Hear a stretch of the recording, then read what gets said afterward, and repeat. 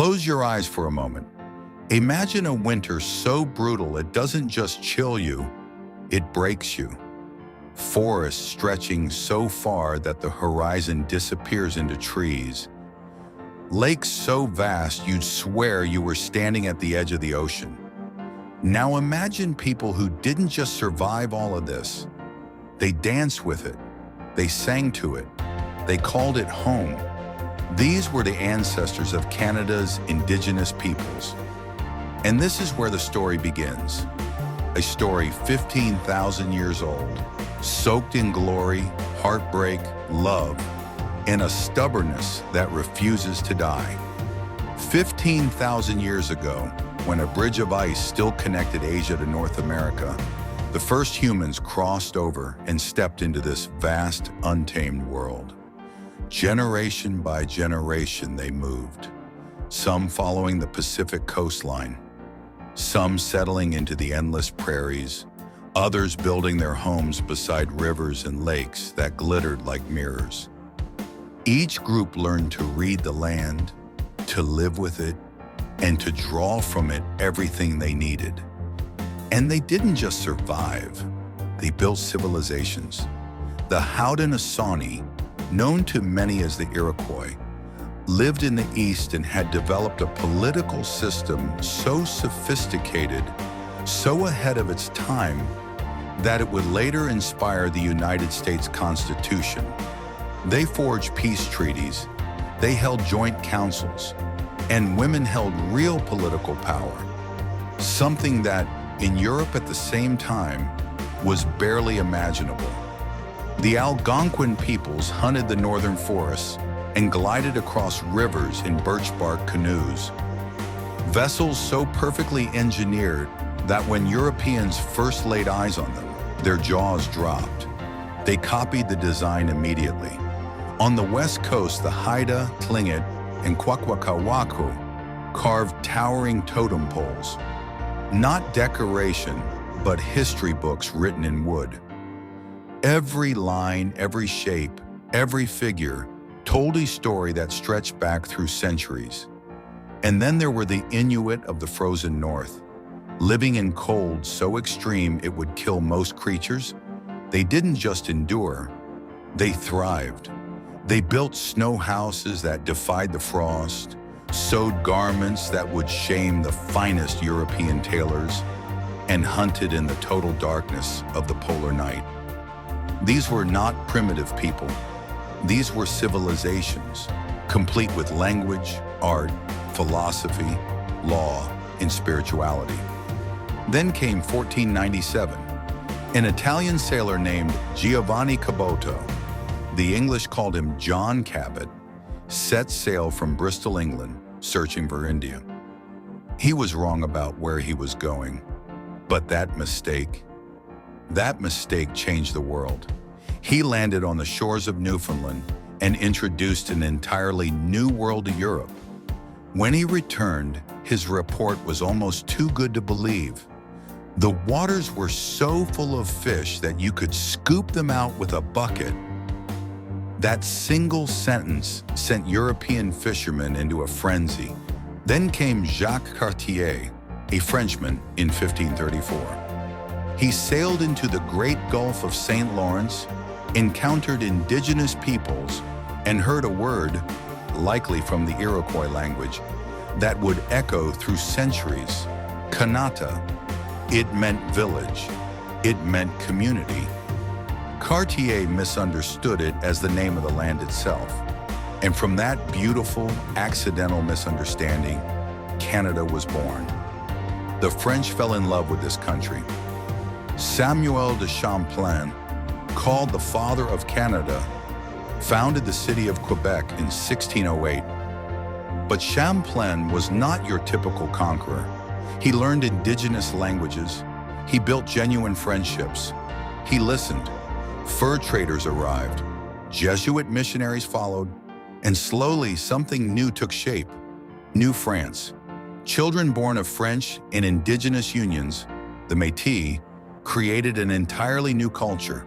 Not European, not indigenous, something entirely their own, something beautiful.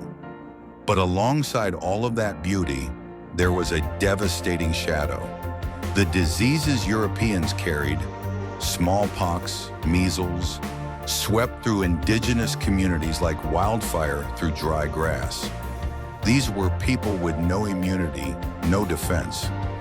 Some estimates suggest that up to 90% of the continent's indigenous population perished in the first 2 centuries of contact with Europeans. 90%. Let that sink in. It is one of the greatest human catastrophes in history, and one that history far too rarely confronts with the gravity it deserves. But France wasn't alone in coveting this golden land. The English wanted it too. 1759. The Plains of Abraham, just outside Quebec City. A battle that lasted 15 minutes and changed the fate of a continent. Both the English General Wolfe and the French General Montcalm died on that same field, on that same afternoon. The English won. New France surrendered. For the French-speaking people who had built this land with their own hands, who had been born here, who had buried their grandparents in this soil. It was devastating. Overnight, they were living under a British flag. But in 1774, the Quebec Act gave them the right to keep their language, their Catholic faith, and their civil laws. 2 nations, 1 land, 2 languages under 1 flag. A strange, fragile, remarkable experiment had begun. Then came 1776 in the American Revolution. Tens of thousands of people who remained loyal to the British Crown. The Loyalists fled north. They came with empty hands and full hearts, and they built new cities. Ontario, New Brunswick, Nova Scotia, shaped by these refugees who didn't want to be American. They wanted to be something quieter, something different. In 1812, the Americans decided to liberate Canada, meaning take it. They thought Canadians would welcome them with open arms. They were wrong. English Canadians, French Canadians, and Indigenous peoples fought together to defend their home. Tecumseh, the great Mohawk leader, played a decisive role. The Americans were repelled, and for the first time, something flickered to life, a feeling that would one day grow into a national identity. We belong to each other, 1867. While America was still bleeding from its Civil War, a group of Canadian statesmen sat down together, the fathers of Confederation, and decided to build something new. Not through revolution, not through bloodshed, through conversation, through compromise, through respect. Very Canadian indeed. 4 provinces became 1 country: Ontario, Quebec, Nova Scotia, and New Brunswick. But the dream was bigger, from sea to sea. John A. Macdonald, Canada's first Prime Minister, had a vision, a railway that would stitch this vast, impossible country together. British Columbia agreed to join, but only if the railway was built. Macdonald said yes. The Canadian Pacific Railway became one of the most astonishing and one of the darkest projects in Canadian history. Thousands of Chinese laborers worked in the most dangerous conditions imaginable, blasting through the Rocky Mountains with their bare hands and their lives on the line. They built the spine of a country, and then, when the work was done, they were rewarded with discriminatory taxes. 1914, Europe erupted in war. Canada was still half colony, bound to Britain by invisible chains. When Britain entered the war, Canada was pulled in too. Hundreds of thousands of young Canadians volunteered, some from patriotism, some from a hunger for adventure, some just desperate to escape the grinding monotony of ordinary life. And then came Vimy Ridge, April 1917, a hill in France that the British and French had tried and failed to take. The Canadians were sent in. In 4 days, they took it. For the first time, soldiers from every Canadian province, English, French, every background, fought as one nation. Vimy wasn't just a military victory, it was a birth. Today, the Canadian Memorial at Vimy stands in France as a place of pilgrimage, a place where Canadians go to remember who they became. In the Second World War, Canadians stormed the beaches of Normandy, liberated Italy, and freed the Netherlands from Nazi occupation. To this day, the Dutch send thousands of tulips to Canada every single year. A thank you that is never expired, never faded. But the darkest chapter of that era had nothing to do with foreign enemies. After Pearl Harbor, 22,000 Japanese Canadians, many of them born in Canada, were torn from their homes, stripped of their property, and imprisoned in internment camps. Fear had curdled into racism. It was a shame Canada would carry for decades. After the war, Canada began to transform. Cities grew, economies boomed. The doors of immigration, once almost exclusively open to Europeans, slowly swung open to the world. Then came Pierre Trudeau, charismatic, polarizing, visionary. Young people adored him, the cameras loved him, and he had a dream, a Canada where everyone belonged. In 1971, he made multiculturalism official policy. Canada would not be a melting pot, demanding that newcomers dissolve themselves into one culture.